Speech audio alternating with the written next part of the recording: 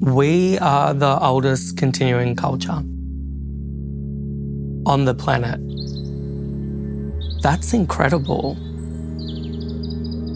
I just think that us being able to show that off is the best thing. I really do. And I think that me as an artist being able to do that on a day-to-day basis, I feel really lucky. I feel really lucky and really, really proud. Yama, my name is Sonny Green and I'm a proud Gamilaroi man from Moree, New South Wales.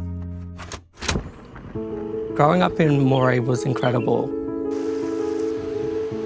I grew up with all of my mob.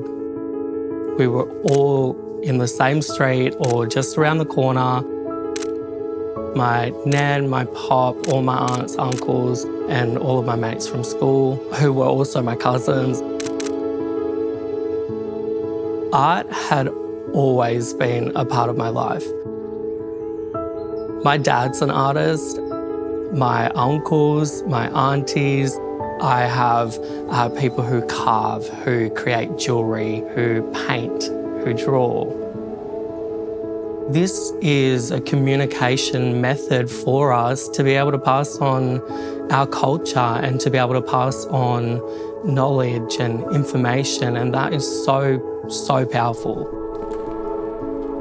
That's at the core of who we are, you know, that's where our power and our strength comes from. That's where our thousands and thousands of years and thousands of generations of knowledge comes from. When I describe to people what I do, I just say, I'm an artist and I've got the best job, really. It's incredible. The themes that underpin my work, I definitely would say that the biggest one is community. Community is who I do art for. At the end of the day, I just want to make sure that I make them proud, you know? And I have them in the back of my mind saying like, yeah, no, that's okay. You know, you're doing a good job. When I first started to work on the piece, I sketched out the whole basin and the whole network of rivers. And I knew that that needed to be a big part of the artwork. I knew that I could really talk about rivers and my experience with that because I grew up by the river. You know, we were always down there, swimming, fishing, cooking Johnny cakes. I was like, okay, I got to make sure that what I create is going to be good, not just for myself and my people, but that it's going to be okay with all of the communities that these rivers feed into. The rivers, they're the lifeblood of our communities. When I clicked on and I watched the video, I was like, whoa.